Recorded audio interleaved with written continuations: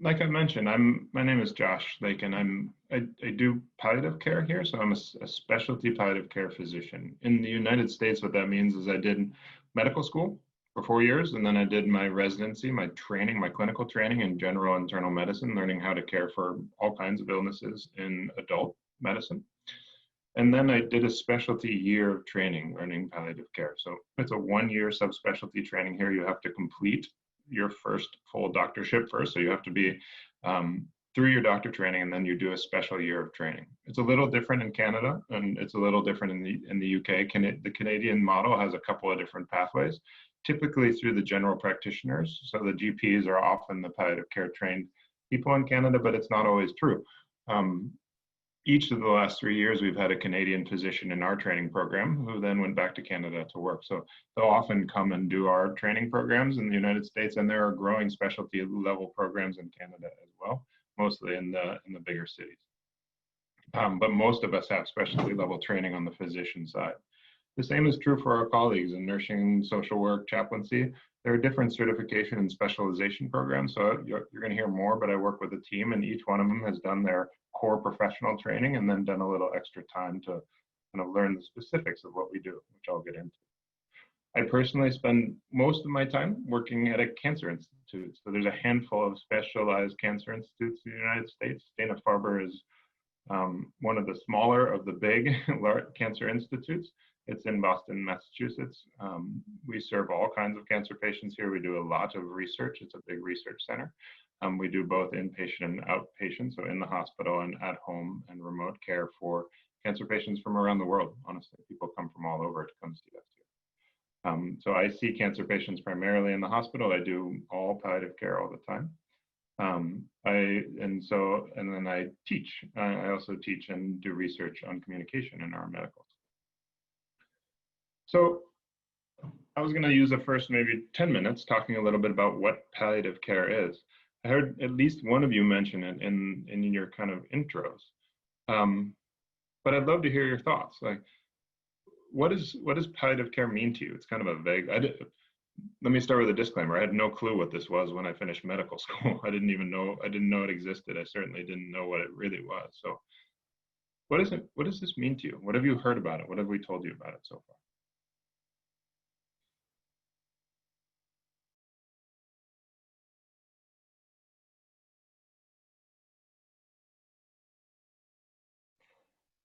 I'm sorry you came upon it the way you did. So it's a hard thing to learn about by experiencing. So I guess my hope today is to expand on a lot of what you said already, all of which is a lot of what I've heard before. And so hopefully for those who haven't heard much about it, what palliative care is, we can talk it through. And I think you're right, Jenna, and it's very, very common that and almost universal in large surveys that we've done around what palliative care means to people, that it means end of life care. But it was true for a long time, and that no one called us until the last days or weeks of life. So the people who came before me in this field, it wasn't their choice, that they were just called at the very end. And so of course, kind of, unless they could really work miracles, what they were doing is trying to do everything they could in the last few days. Fortunately now, we have been working our way, and oncology in particular has been helping us. The cancer doctors and teams have really been helping us to get earlier and earlier in illness. So I do most of my work now way ahead of that time. And I don't know what the percentages are, but many people I see go on to live through their cancer, right? And some don't, right? And so it's kind of changing, but it's still the kind of public sentiment around what this word means is still feels like that. And it's an important thing to acknowledge, and it's very real and it's scary. But what we do is a little bit different, right? So we don't focus on end of life care per se. So this is I'll just the easiest way to do it is to walk through our definition, because it really kind of captures a lot of the key concepts of what palliative care is, right? So what we consider ourselves is specialized medical care for people with serious illnesses. Palliative care is focused on providing patients with relief from the symptoms, the pain, the stress of a serious illness, whatever that diagnosis is. Again, today we're focusing on pancreatic cancer. Our goal is to improve quality of life for both patient and the family, right? So calling out a few key pieces that may be a little bit different than certain other areas of medicine and nursing and social work. We do focus on people with serious illness, right? And someone brought that up, and the construct, I think it was you, said that something was life-threatening, right? So when I think about a serious illness, of pancreatic cancer in any one of its forms is a serious illness, right? It's a life-threatening illness, something that threatens the amount of time that we have here. And it also has to do other things, right? So it's not just the life-threatening component of it, but it also really impacts the way we live our life. Either degrades the quality of life that we have, or our function, our ability to live fully, or importantly, impacts in a bad way, in a hard way, the people that we love and who care for us, right? So a serious illness or collection of illnesses, if it's a group of different things, are life-threatening things that get in the way of us living our life, right? So that's where we focus. And what we do is we focus on relieving the stress, the symptoms, and the pain. And we're going to talk a little bit about that more, but that's our team's focus, is to do those things, to try and help the experience of the illness be better. Our goal, our stated goal, which someone already mentioned, I think it was, is to change the quality of life. My goal is to make your experience with pancreatic cancer better, and not just yours, but you and your caregiver. So in our official definition, we are targeting both the patient and the family. I think that makes us a little unique in the medical world. Not totally unique. There's many great clinicians that do this, but our field is charging ourselves to do both those things. So our goal is to make your experience with this terrible disease better. The way that we do that is we work as a team, right? Fundamentally, palliative care is a team sport, provided by a team of doctors, nurses, and other clinicians who work together with your other doctors, right? So you still are having someone who's working, and doctors and nurses, other clinicians who are working on cure and treating your illness. So we work with them to provide an extra layer of support. Palliative care, and we do work at any age, any stage of a serious illness, from diagnosis to cure, or diagnosis, if unfortunately we don't get cure, along through that journey, and is almost always these days provided along with curative treatment, right? So the key points to point out here that make us different, in some sense, and to remember and to advocate for, that the constructs and things that make up the quality of our lives are way more complicated than just our physical experience or our emotional experience. There's a lot of things that come in. So no one professional or even profession, me as a doctor, I can't cover all of that, right? So I've never done this work without a team. So in my current team, we have chaplains, physical therapists, social workers, physicians, nurses, nurse practitioners, chaplain, or I already said chaplains, probably because they're doubly important.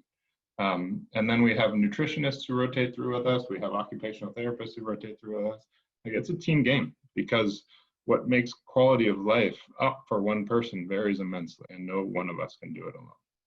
We also work alongside, in this case, oncologists. I would essentially never, except in very unusual circumstances, care for someone with pancreatic cancer or their family without a tight relationship with that oncologist. I would never, before I talk to a patient, I talk to their oncologist, and after I talk to a patient, I talk to their oncologist. Like, we are here to help boost and improve the experience of treatment for cancer, in this case, pancreatic cancer.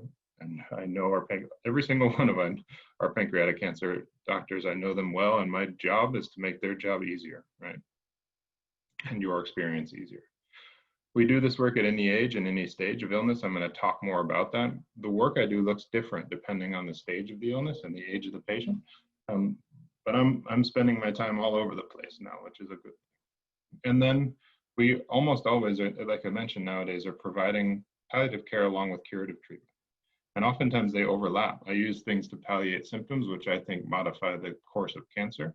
And so that's, again, in the discussion with oncologists, we tinker with the cancer treatments along with the oncologists to try and get the best life people can have.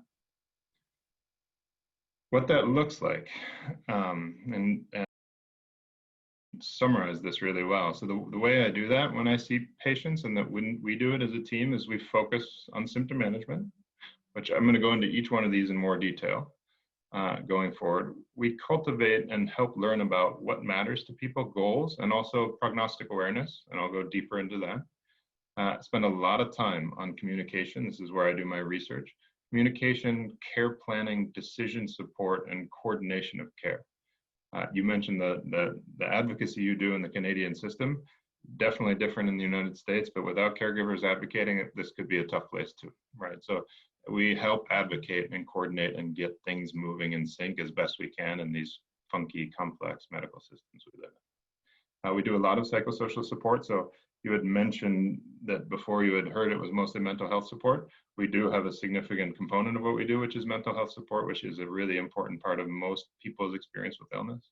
We do spiritual care, and then when things don't go as we hope, we do grief and bereavement care as well. So my goal in the next section is to kind of jump into each of those sections, and I'm going to go deeper into each one of those and the kinds of things that we do and how a little bit, so that it's specific to pancreatic cancer, so that you can get an idea for how to advocate or ask for what you need, or ways in which we may be able to help you on your cancer journey or your loved one's cancer journey. So let's go through each one of these then. Just kind of step through how this works in pancreatic cancer specifically. I was telling Jen at the beginning of this, I saw 2 patients with pancreatic cancer yesterday in my work day. So I see a lot of people with pancreatic cancer, and there's specifics in our world, in our palliative care world, to pancreatic cancer, which I think are really important for the experience of the illness and making it as least hard as it can, or as good as it can, I suppose. It can be, I suppose. So the first thing, we spend a lot of our time early on working on getting symptoms under control, right? So the experience of cancer, and in particular pancreatic cancer, can be uncomfortable. Not for everyone. I have met a few, not many, but I've met a few pancreatic cancer patients who feel nothing from start to finish. But most, because of the way we treat this, unfortunately, it's not as responsive to some of our milder treatments. So the treatment for pancreatic cancer is often pretty tough chemotherapy regimens, FOLFOX, FOLFIRI, it's radiation, it's surgery, in an area of your body that has a lot of nerves and multiple organs, and the pancreas itself is a very inflammatory organ. And so it hurts and it makes people feel unwell. And we have pretty good tools to help you feel better, right? And so the goal is to try and help you feel better from the different symptoms you're having from, or your loved one is having from pancreatic cancer. So the pancreas sits at this right next to the biggest nerve plexus, which is a network of nerves that leaves your central nervous system, or part of it, and goes to the whole upper half of your abdomen and the kind of lower half of your chest. And so, and the pancreas, like I said, is an inflammatory, it gets really angry organ. So with cancer there, with a mass there, it tends to cause a lot of symptoms, right? And so what we see is pain. For pancreatic cancer patients, I see a lot of people who have kind of a constant burning or a stabbing or a pressure-like pain that can move anywhere from right underneath their rib cage all the way up to their shoulders and back and jaw, all the way around to their back. Oftentimes feel it in their back and can radiate kind of down to their pelvis. Those nerves make you feel discomfort in a large area. And so we use medicines for that. For some pancreatic cancer patients, we're able to treat with things like Tylenol and anti-inflammatory medicines and steroids to bring down that inflammation. But a lot of patients, and this is often a discussion we have early on, they need stronger pain medicines to have an okay experience with pancreatic cancer. Things like morphine, oxycodone, hydromorphone, the stronger the opioid kinds of medicines. And so we do a lot early on, sitting down and talking to people about those medicines. We all know that they're not ideal in a lot of ways. For a lot of people with pancreatic cancer, they need them to live, just be able to live and do the things they need to do because of the pain. So we spend a lot of time talking about that, talking about worries of getting addicted to these medicines and the side effects.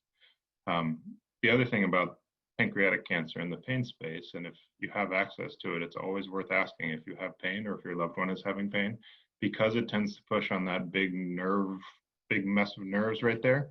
We work closely with our anesthesia team to do blocks, nerve blocks for the celiac plexus, which is what that bunch of nerves is called, because that, unlike opioid medications, has much less side effects. There's the risk of the procedure itself, but then less side effects. There's not none, but we do that a fair amount. So we'll do blocks and blockades to try and block the nerves that are causing all these problems rather than treat with symptomatic meds. I have a bit of a plug there as well, is that we did have a Support for Caregivers session that specifically talked about pain management and went into a lot of detail about those kind of blocks that they can do.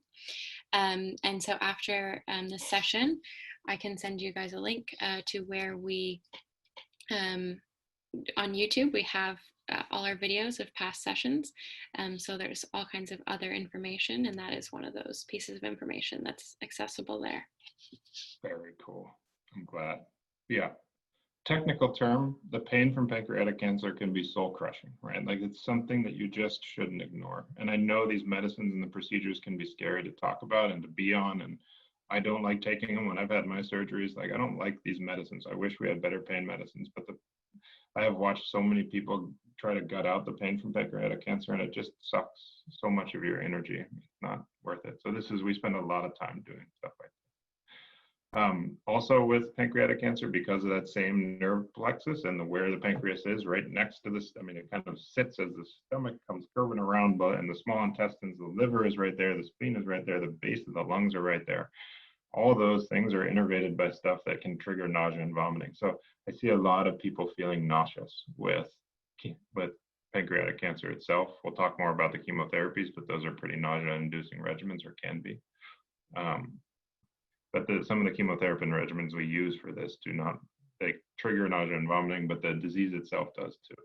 And so one of the things about palliative care is that we try and spend some time thinking about the reasons that things are happening. This is the doctor and me, like, why is this person feeling nauseous? It's not necessarily because they have cancer. It's, well, that cancer is irritating their stomach and causing an ulcer, or that cancer is irritating their small intestine and causing diarrhea, or that cancer is squeezing on their small intestine and making it not work very well. Those should be treated differently, right? So I spend my time talking to the patient and learning about what about their situation in particular needs to be treated and how can we do that best, rather than just shotgun approach. So that's one thing that is kind of something we do in palliative care around symptom management, is it should be thoughtful and targeted and individualized, rather than oftentimes I feel like sometimes I go to the doctor and they're like, oh, you have pain, take this, right? Like, I didn't even tell you where I had pain yet. Why do I take that? So taking the time to think through the details.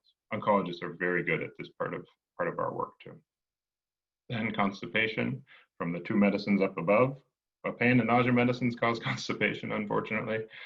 Pancreatic cancer itself, again, just in the way that it disrupts our intestinal system, can cause constipation too. So we spend a fair amount of time trying to keep that from getting out of control. I see a lot of sleep disturbances, specifically in pancreatic cancer. When you lay flat with this disease, the kind of inflammation pushes back on that nerve plexus, and people tend to have worse symptoms at nighttime and laying flat. So we do a fair amount of work with people on trying to figure out how to help them get some sleep and some rest. And then last, the side effects from the treatments. I already touched on this, and they overlap with the above. But the chemotherapy regimens for pancreatic cancer can be pretty tough, and the radiation that we do sometimes can be tough. The surgery is one of the biggest surgeries we do. The Whipple procedures, they're big surgeries. And so we spend a lot of time trying to help out patients have a better experience with those treatments so they can get through them and hopefully get better, right? So that's our goal there, is to make those as tolerable as possible. So that's the symptom management side.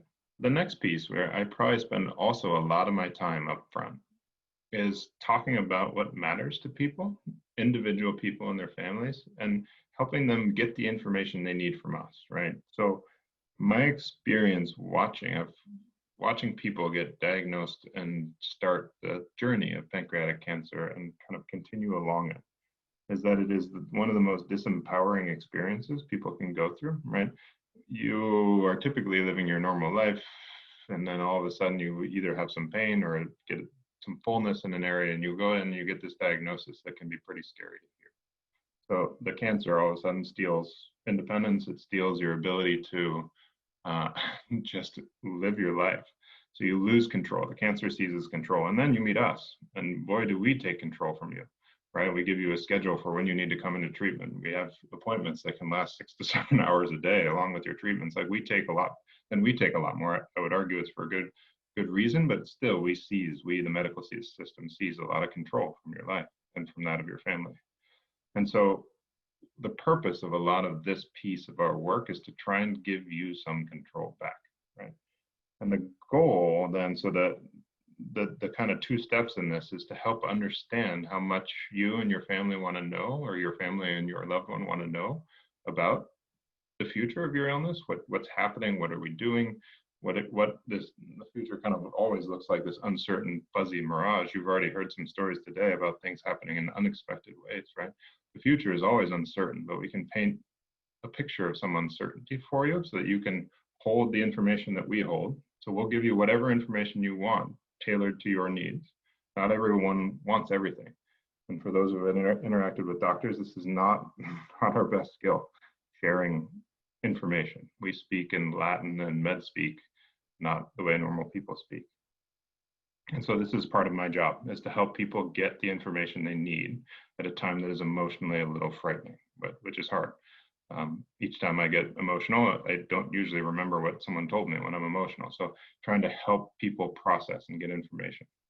And then the second thing, once you have that, once you have what you need and you're looking forward and have a feeling for what could be ahead, then I need to know you, right? So I have to learn about what matters to you, what's most important to you, regardless of how this goes. If this goes well, what's most important to you? If it unfortunately doesn't go as we're hoping, what's most important to you? What do you worry about as you think about that? What gives you strength? Where do you find your energy? What kinds of things make living not worth living for you? Like the best answer to that question I've ever gotten, which is very New England, but someone once said, a guy I was caring for who had pancreatic cancer once said, something to the effect of, if I can't watch the football games and eat my ice cream, then life's not worth living. Anything up until then, no problem, right? Like I don't have to do X, I don't need to work, I don't need to do things, but if I can't do that, life's not worth living. So that's helpful, right? Because then with the oncologists, we all can be like, okay, so as we think about treatments, are they going to help this person do that or better, right? And hopefully better. So the goal here is to learn about you. Well, first get you the context of what we know about your illness, and then us to learn about you so that we can guide your care, right? So get to know what matters to you. So I spend a lot of time doing this up front.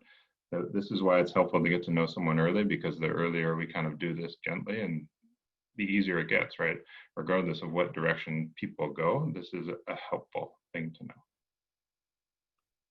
The next thing, once that's done, is kind of doing any communication and care planning that we need to, and making sure this is as smooth as possible. So we spend a lot of time in this in palliative care too. So for those who want to, and for anyone with pancreatic cancer, it's probably a good idea to do some advanced care planning, which is naming people who can be decision makers for you in case something really bad happens and you can't choose for yourself. Telling people about the stuff that we just talked about on the slide before, what matters to you, so that if things get scary, we know how to best care for you, and completing the legal documents. I don't know how it works in Canada, but in a lot of California is a pretty good state for this. Massachusetts is not. If you lose the ability to make decisions for yourself and you haven't written it down, it goes to the state.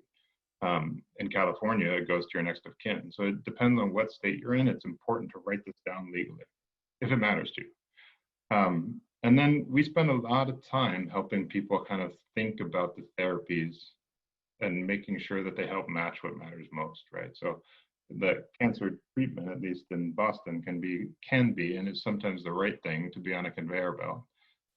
You get in, you get your tests, you get your scans, you get chemo number one, and you move through.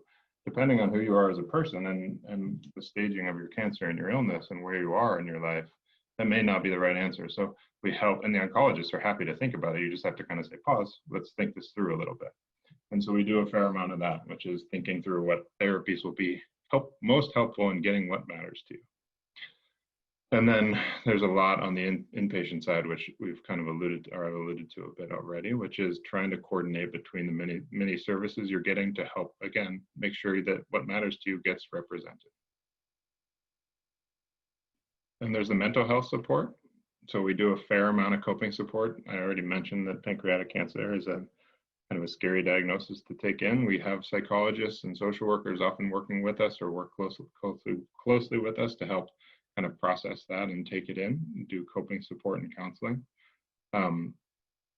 As I mentioned to you, Jenna, or when you brought it up, anxiety and depression are really common in pancreatic cancer. Some studies, I think, show clinical depression and anxiety, generalized anxiety disorder, and major depression depressive disorder at rates of 40% or so in some populations here. That's not okay, right? Those are illnesses that carry higher risks of morbidity and mortality, and we can't ignore that. It's not just feeling sad, right? We shouldn't ignore that. We want to treat that because you'll do worse with your cancer if you have that. You'll do better if we treat it. And it's treated with both medicines, which we can also use some to help out with symptoms, other symptoms, and then with counseling and work. And then the psychosocial team, we do our piece as doctors, but it's primarily, like I mentioned, the social workers and psychologists. They also help with other services out in the community. Like, for example, I've already shared Craig's cause with our social workers to be like, hey, if you have anyone who has pancreatic cancer, there are some support networks out there that I hadn't heard about, right? So that's one thing that they do. They help to connect people to build communities and help provide support. And they're also kind of our primary person for the family with the patient's permission to be able to reach out to. So if someone's helping to care for someone and they're really struggling, instead of reaching out to their oncologist, they'll ping the palliative care social worker and say, this is tough, what's going on? And that person may say, listen, you need to go see your oncologist, or they may say, let's have a session and talk it over. It just depends. And then there's the spiritual care side. Like I think I said chaplain twice in my introduction. The experience of pancreatic cancer goes far beyond physical and emotional. Not that anyone ever has a cancer that they quote unquote deserve, but this one hits everybody randomly. I've never met someone who wasn't, after they heard this, like, oh my God, why did this happen to me, right? Like, it's an unfair cancer. Not that any are fair, but this is marked by unfairness for me. And so having someone to help with the kind of existential distress of why me and why now and why do I have to go through this, for people who have religious structures or spiritual structures, why God would choose me at this time, those kinds of questions are really important to think through because they just pervade our understanding and our experience of illness, right? This is so important for someone's quality of life. And for some people, it's not necessarily, but for a lot of people, it's really important. And so the chaplains are super helpful at helping people kind of think through some of those bigger questions of why this happened to me. And then there are the other kind of roles they do is they reach out into the faith communities and communities and other communities in the area to see if there's other local resources that people can get help with, whether they have faith communities or not. And then the last thing they do, and they really help us do this well, is figure out where the patients and families find strength, right? Whether it's religious or spiritual or whatever, the chaplains are often helping us figure out where they find their strengths so that we can lean on those and push them so that we can help them find some support during tough times. And then last but not least, when things don't go well, we do spend a chunk of our time doing grief and bereavement care. So this is a piece and an important piece of palliative care. When we know things or we worry things are not going well, we do help people do work around leave taking, the important tasks of telling people you love them and saying goodbye before you don't have time to do it, to do things if you have time, to make memories, writing, whatever it is for people, if they want to have time to do it, film videos, make writing, do things, talk to their family. We're happy to help with that. It's not something we are taught generally from our parents or in school or anything, right? These are not skills that I knew much about, but there are experts in this who can help do this. And then the other thing about palliative care is that we often follow along and do grief and counseling support for family after someone passes. And in the United States, kind of by contract, we follow for at least 6 months, and it can go longer. So it's free support for at least 6 months. And then there's different levels of grief. Our bereavement team is always on the lookout for complex grief. So everybody grieves. There are, like major depression and anxiety disorder, there's grief that worries us, that is extreme, that I think needs counseling and sometimes medical treatment. And so we watch for that. And there are risk factors for that coming into a situation. And part of our role is to identify that and not let it slip through the cracks.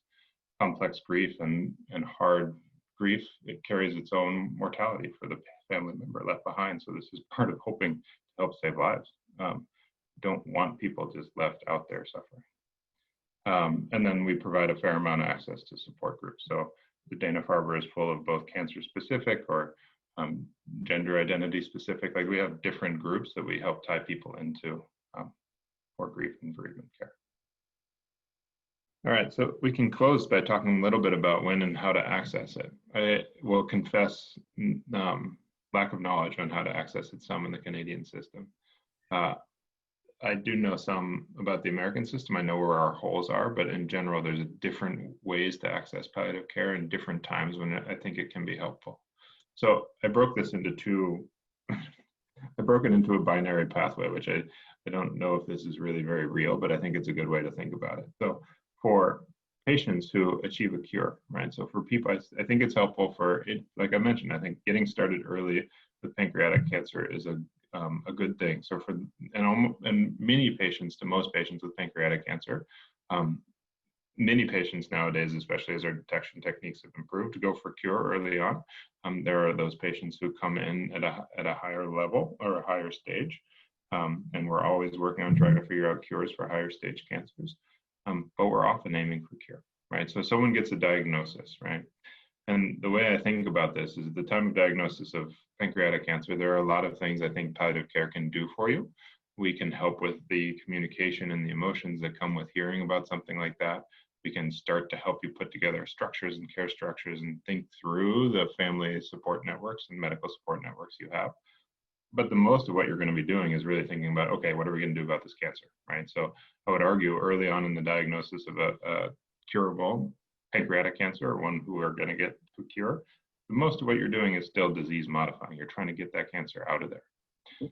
As time goes on and say those therapies are kicking in, you've had the big surgery and you're recovering from it, we'll be doing more symptom management and maybe some gentle thinking about making sure we have plans in case it recurs. But for the most part, it's symptom management in that space. And then as you move out and you become cured of disease, people are sometimes and not infrequently left with symptoms for the rest of their life. So we try and think through the repercussions of experiencing something like this. People who are cured by pancreatic cancer feel like they then are living with an anvil over their head all the time, waiting for something else to drop on them. It's a life-altering experience. So once your cancer is gone, there's still little work to do with us. And so the way in which we treat this varies over time. Up front, a lot of communication, care planning. In the middle and towards the end, more symptom management, kind of coping and meaning making out of this experience, what this was like and why this happened to me and what does it mean for how I live going forward, kind of coming out of the stressful time. When things don't go as we hope, right? So if someone continues to get sicker from pancreatic cancer or it's an advanced stage cancer, early on, the activities at the beginning are still very similar. It's relatively rare but it's possible, and it happens with pancreatic cancer that people are too sick to get any cancer-directed therapy, but most people try and get some disease-modifying therapy to help improve the quality and the amount of time that they have. But early on in that diagnosis, it's still the same kinds of things. Thinking about prognosis, building prognostic awareness. Over time with incurable cancer or cancer that's not responding to our treatment, the disease modifying therapy goes down over time because it's not working in the way we hope to, and the side effects are starting to go past the place where there's any benefit. In the middle realm where they kind of cross each other, that's where we're doing a lot of communication and symptom work about planning for the future and what goes ahead. And as time moves on and really we kind of run out of therapies that help the cancer, we're doing mostly palliative care, right? We're thinking about ways to give you the best time we can, knowing we can't fix the cancer. And that can be symptom management, that can be surgeries, blocks, all kinds of stuff. It just depends on who you are and what matters to you. In the United States, there's this construct of hospice, which is a subset of palliative care that is provided to people kind of in the last weeks to months of life, that is really focused mostly on making sure people stay comfortable. I probably spend 5% of my clinical time max doing truly hospice care. I spend as most of us do, spend most of our time upstream in the palliative care space. And then, like I mentioned, if someone unfortunately passes from pancreatic cancer, we also, you can see the little tail out there. We continue our work for 6 months after that time period, because our goal is to help support the family through that bereavement period and keep an eye on them and help them to process and make sure that we're not worried about them going forward. And so we do different things along the spectrum of time, whether it's a curable and a cured cancer or an incurable one that we unfortunately can't fix. We do different things, but it's helpful to be involved from start to finish in many ways for us. I don't always meet people at the time of diagnosis, but the earlier the better is helpful for me. If you get better, that's awesome. I will have a party with you. If things get worse, then we know each other and it's less hard, right? So here, and I think it's true in Canada too, the best way to get us is through your primary provider. So for the Dana-Farber, it's either your primary care doctor or your oncologist. We get almost all our referrals from them. We do get some calls straight from families, so you can use the World Wide Web and look up palliative care providers in your neighborhood and give them a call, or in your area and give them a call. The other thing to do is through your community, like this one, or other people in your community who've been through similar things. Ask them where they got good care, and if they got palliative care, and if it was a good experience, who was it, and give it a call.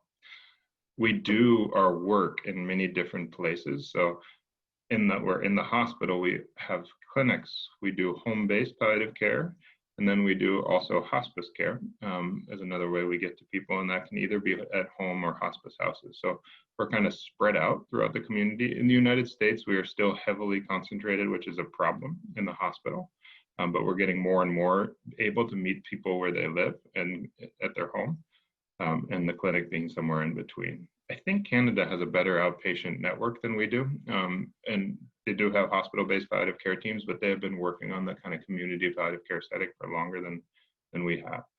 California, of all the states, has one of the better palliative care networks that works at home. I would just add on to that with the Canadian system. I'm not super aware of the exact system, but for anything in Canada, it really is more referral based. But that can be from your oncologist, from a surgeon, from a GP. It is sometimes offered if you're in the hospital, but if you're outpatient, you're more likely to have to ask for it, but it is available. And the other thing I would mention is it still does widely vary between rural or urban and what kind of centers are available in your area, unfortunately. But there is lots of good services out there.